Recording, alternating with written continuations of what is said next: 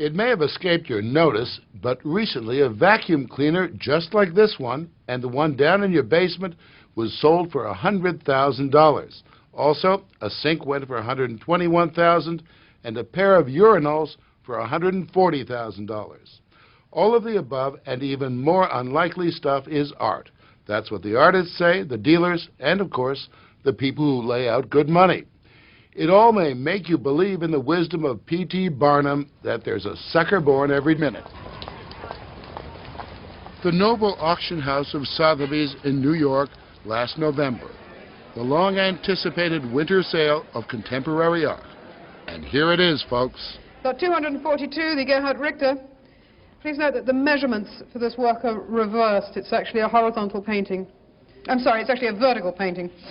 78 by 59 inches. And we start here at $50,000 this bid for this. And we start here at $10,000 this bid for this. Now at $10,000 now. 1,800,000. Down it goes then at 1,800,009. At 1,000,009. I have 1,900,000. Now say 2 million.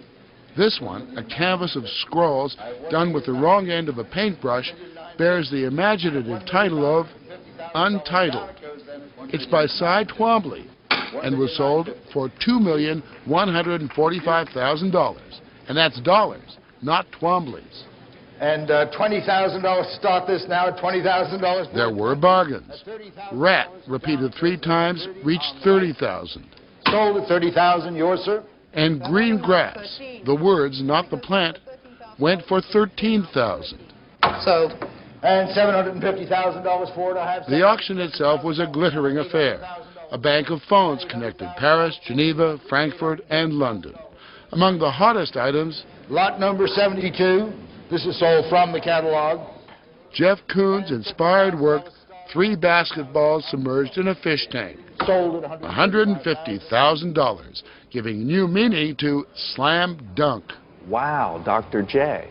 And back in his New York studio, Jeff Koons has more where that came from, and a slightly shaky version of what it all means. This is an ultimate state of being. I wanted to play with people's desires, that they desired disequilibrium, they desired pre-birth, or I was... What did he say? The language is art speak, the same pitch that convinced the emperor to buy new clothes or waterlogged basketballs. I was giving a definition of life and death. This is the eternal. This is what life is like also after death, aspects of the eternal. Jeff Koons is a genuine phenomenon. Still in his 30s, he's become a millionaire since he moved from commodity brokering on Wall Street to art mongering to the world. He doesn't actually paint or sculpt. He commissions craftsmen to do that. Or he goes shopping for basketballs and vacuum cleaners. What makes them art, Jeff? I always like the anthropomorphic quality. They're like lungs. So this object now is just free to eternally just to display its newness, its integrity of birth.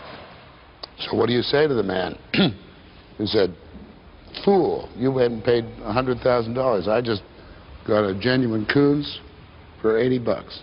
This work would be a signed work by myself, or would have a letter of authenticity. He's already had a retrospective at the San Francisco Museum of Modern Art. Do you think he's making fun of everyone? Do you think he's making fun of the art world? No. No, he's making his money off the art world. I'm not saying to bring these closer. I'm saying we need here, and we still don't have this. We need here. it up. We need out. For his pièce de résistance last year, he hired platoons of German workmen to erect a 40-foot puppy made of flowers, and the art world cheered. It's very much about something extremely banal made into something terrifically heroic and important. And so it kind of bespeaks of our own sense of ego at certain moments in our life. Of course, most of this art of the 90s would be worthless junk without the hype of the dealers, and even more important, the approval of the critics. They write in language that, to this viewer anyway, sounds important, but might as well be in Sanskrit. Of the American artist Julian Schnabel, a critic wrote, "His is an eschatological art, appropriating the master meanings of life and the master languages of art to reassert the sense of hurt and loss that evades both." A book on Christopher Wool, the Rat, Rat, Rat Man, said of his work, "They communicate not like facile appropriations, but as a honed perfectionist idea of that discourse reduced to the irreducible, then starting all over again." Arts Magazine said of Robert Gober, who specializes in arms, legs, sinks, and urinals, "Installations function as utopian and dystopian spaces. The tableau arrests, and its own stillness suspends social time." And if you're still stumped, let Jeffrey Deitch, critic, dealer, and fan, explain. This work in particular shows something of the uncertainty in which artists find themselves today in the human sphere. They don't quite know exactly where they stand. So simple when you think about it. As simple as one of Mr. Gober's urinals. A major New York art collector, Elaine Danheiser, has 3, all in a row. They look like urinals, but they really aren't. I know, because there's no plumbing attached to them. But beyond that, does it comment on society in some way, do you think? I think it comments on things that we take for granted and that we really don't see. That is Robert Ryman. And that is, it's a white rectangle. Right. And Ryman has reduced painting to its very essence. And a lot of people don't understand that, but... I confess I'm among them on this one.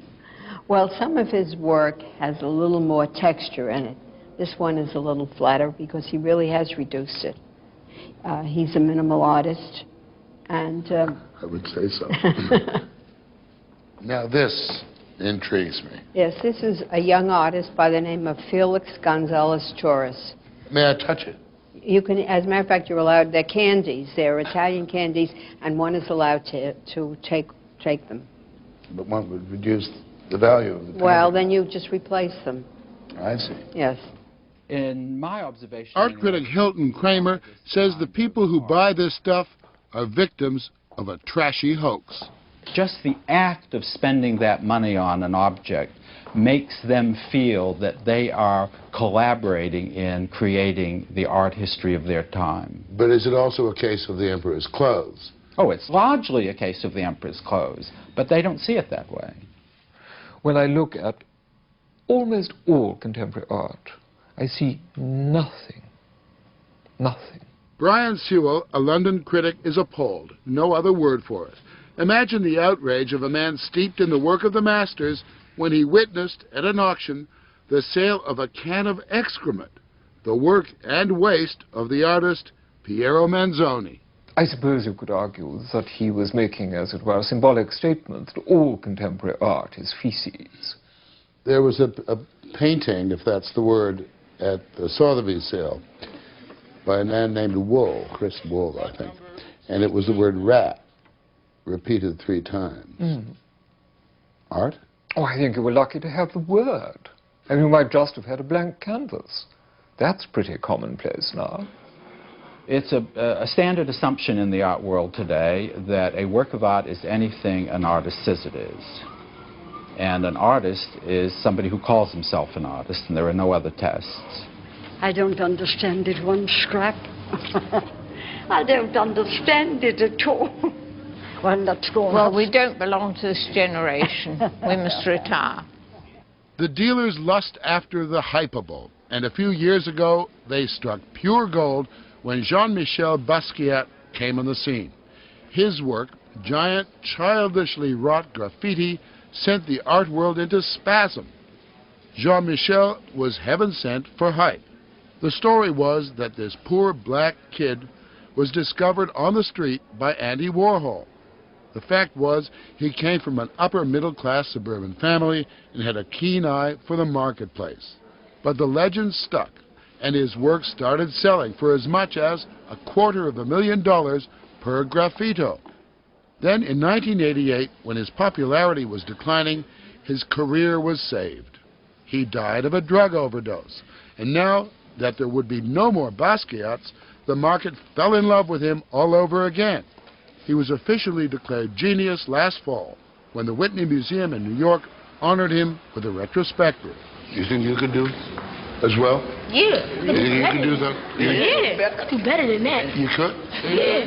But that looks like what? Some eggs? Eggs? Could you draw a better egg than that? Yeah. I could draw even a yellow. It was packed with people, and it resounded with art speak. So it has this multiplicity of potential meanings. Doesn't mean any one of them. It may not mean a thing. But Could not have said it better myself. At $170,000. You sure now? 170. 170. The hammer's down on the last lot. The end of a successful evening. Yes, so you were extremely pleased with the sale. Total sales, $20,264,750. And until the checks come in, the treasures wait in Sotheby's storeroom.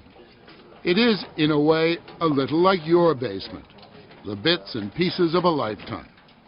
Is that ladder for climbing, or is it for appreciating? And that faucet, we all have one of those. It's surely a neglected bit of plumbing at Sotheby's. But no, it's a genuine Jan Dibbets, bid up to $7,500. A bargain, or junk soon to be consigned to the trash heap of art history.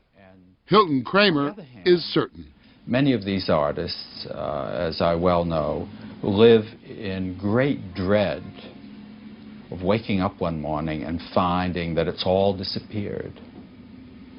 That somebody blew the whistle and they're no longer going to be considered important. That all the vacuum cleaner does is pick up dirt. All the vacuum cleaner does is pick up dirt, and with the day Koons' vacuum cleaner goes back to being a vacuum cleaner, then the curtain comes down.